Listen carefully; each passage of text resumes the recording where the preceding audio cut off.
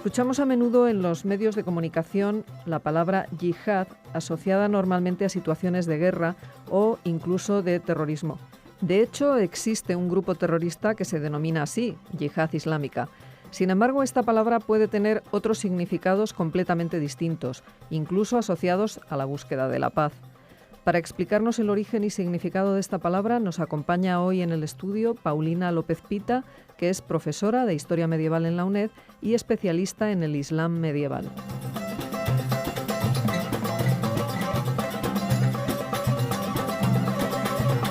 Paulina, muy buenos días y bienvenida a Sin Distancias. Muchas gracias, buenos días. Bueno, el conocimiento y el significado del término yihad está realmente de actualidad y tiene mucho interés. ¿Podríamos analizar a qué se debe este interés? Sí, con mucho gusto. Recordemos, entre otras cosas, que las conquistas árabes tuvieron un tremendo impacto en la historia de la humanidad en los siglos medievales. E indudablemente, la consecuencia de todo ello ha dado forma al mundo en el que actualmente vivimos, en el que ha adquirido un enorme interés este tema por las consecuencias que hoy día estamos observando. Pero hay que comenzar diciendo que es un tema complejo, que ha sido objeto de estudio de muchos historiadores y que ha suscitado numerosas polémicas. ¿Y por qué estas polémicas? ¿Por qué no hay una unanimidad entre los estudiosos? Hasta hace poco, el término yihad se traducía frecuentemente por Guerra Santa, pero esta traducción, como veremos, no es del todo correcta ni es válida para todos los tiempos, pues se observa que con el paso del tiempo se ha producido un cambio y existen notables diferencias entre el Islam clásico y las recientes interpretaciones que se hacen de este término, tomando como base las referencias que aparecen en el Corán y en la tradición, es decir, en los dichos y hechos de Mahoma a los que hubo que recurrir cuando el Corán no podía resolver de un modo concreto los problemas que fueron surgiendo en la recién constituida comunidad musulmana. Es sabido que en el Islam todos los creyentes verdaderos constituyen la comunidad islámica conocida con el nombre de Umma, que viene de la raíz precisamente de madre, y ella vino a sustituir la relación por lazos tribales que les unía a los árabes. Ahora es precisamente la nueva religión, el Islam, es el que les une y es cuando se unen todos para seguir los preceptos de Dios y forman una comunidad, una Umma. Pertenecer a ella, indudablemente, pues lleva consigo una serie de deberes y de obligaciones entre las que podemos citar como más importante el deber de mantener la unidad de la Umma mediante la difusión del Islam por el mundo. Paulina, ¿y esta obligación aparece expresada en el Corán con el término yihad? Tradicionalmente, como dije anteriormente, se ha venido hablando de Guerra Santa o de yihad como uno de los deberes que debe de llevar a cabo el buen musulmán. No obstante, el propio término yihad tiene diversas interpretaciones.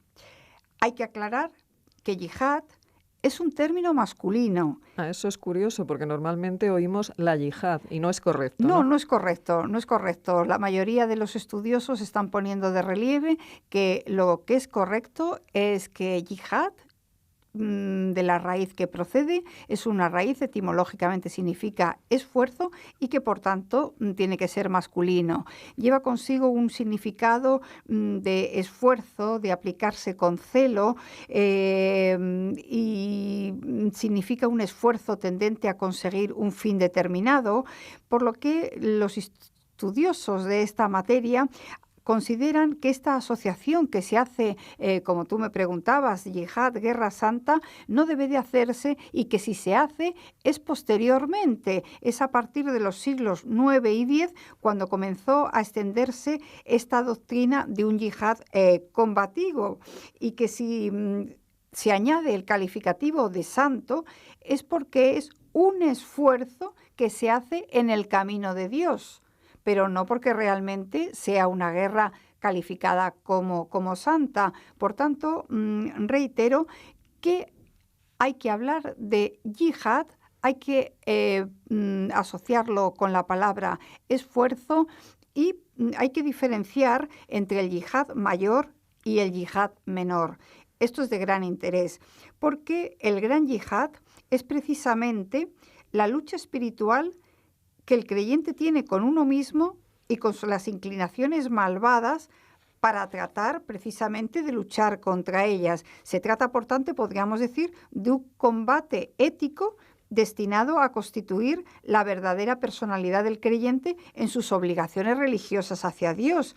Y en este sentido, se puede decir que para el musulmán la vida misma es yihad, porque es un esfuerzo por vivir según la voluntad de Dios, es decir, es la lucha que uno tiene consigo mismo por hacer el bien y oponerse al mal.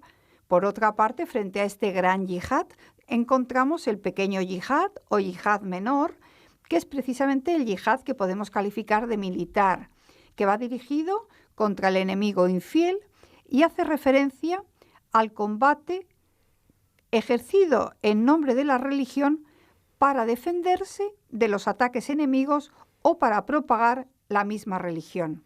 ¿Y qué dice el Corán con respecto a este significado más de combate contra el enemigo, contra el infiel? Hay que tener presente que el Corán no tiene una estructura narrativa ordenada, sino que consiste en un compendio de exhortaciones que no siguen un orden cronológico, sino didáctico. Su estilo es discontinuo y a veces reiterativo. Por eso, los versículos referentes a la guerra no están agrupados en suras concretas, sino que aparecen dispersos y entremezclados con temas muy diversos. Y se puede observar que algunas suras incluso presentan una cierta contradicción, o al menos podemos decir una notoria ambigüedad, pues fueron reveladas en circunstancias muy precisas y la situación, como todos conocemos, evolucionó con el paso del tiempo. Por poner un ejemplo, las primeras aleyas referentes a la guerra son más moderadas que las últimas que fueron transmitidas. En las primeras se insta, por ejemplo, a discutir, se insta a tener paciencia, mientras que las últimas aleyas referentes a la guerra son más combativas, porque se les anima a combatir. A pesar de lo dicho, hay que tener presente que el Corán manifiesta que no puede haber coacción alguna en materia de religión. Y también encontramos que son numerosas las aleyas en las que se hace referencia a que la única guerra legítima es la guerra defensiva, dirigida contra quienes traten de inducir a los creyentes a apostar o les expulsen de sus casas, les agredan o les impidan que realice y practiquen el culto a Alá. Paulina, ¿y quiénes son los creyentes que están obligados a combatir? ¿Todos o solamente algunos? El Corán, como estamos diciendo, pues efectivamente tampoco presenta una cierta claridad o una cierta exactitud unanimidad, más que exactitud, unanimidad en lo que está diciendo. Porque el Corán, por ejemplo, exime de combatir de este deber a los débiles, condición que se adquiere por incapacidad o por la edad. Pero en este grupo de débiles también están incluidas las mujeres. También se exime a los enfermos y a aquellas personas que son pobres y que realmente no pueden contribuir con los bienes que tienen. Pero por lo que se deduce del texto coránico, no hay una orden tajante en lo que respecta a la obligatoriedad, pues en algunos versículos se les indica a los musulmanes varones que si es preciso, luchen aunque no sea de su agrado. En otros versículos se advierte que aquellos que participen serán premiados, o aquellos otros que no intervengan en el combate serán castigados.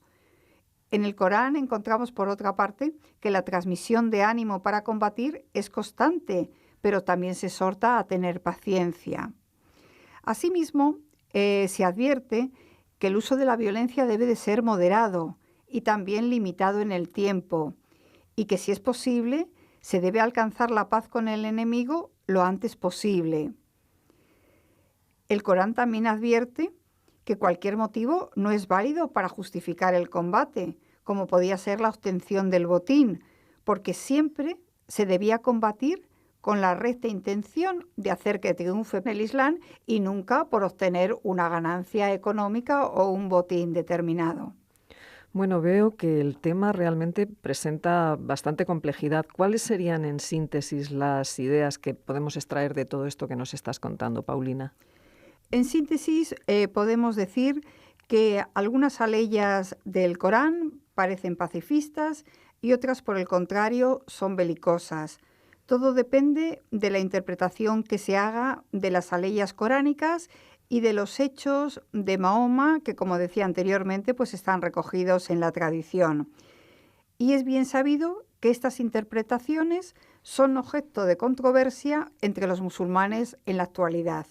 Por ejemplo, algunos intelectuales musulmanes enfatizan con fuerza sobre el sentido moral y espiritual de la palabra yihad y enfatizan en su traducción etimológica de esfuerzo y, por tanto, minimizan el aspecto guerrero que esta raíz pueda llevar consigo en su significado.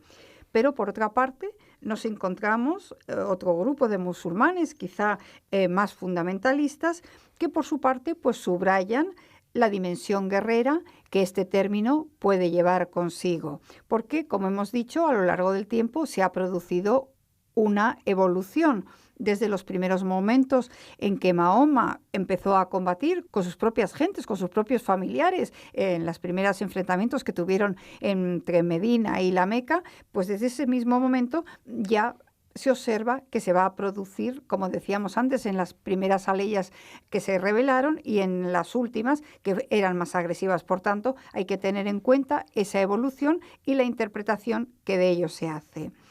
No obstante, unos grupos y otros se basan en el Corán y extraen de él sus argumentos. E incido en esto, todo depende de la interpretación que se haga. Recordemos que la interpretación del Corán, aparte de ser una de las ciencias coránicas de mayor prestigio, ha generado obras de tal cantidad que casi se puede hablar de un género literario de los comentarios coránicos. Evidentemente, el exégeta del Corán lleva a cabo su labor aportando sus propias consideraciones, por lo que debemos hablar de las tendencias en la interpretación del Corán, todas ellas ortodoxas, pero indudablemente encontramos que hay una disparidad entre las más reaccionarias a las más actualizadas en estos tiempos.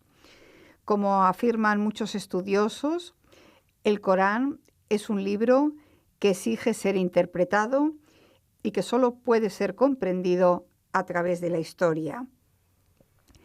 Hoy día podemos decir, para finalizar, que el Islam, como yo creo que otras religiones también, necesita compaginar tradición y modernidad, indudablemente siempre con la única finalidad y con el deseo de mantener viva la palabra de Dios encarnada en el Corán.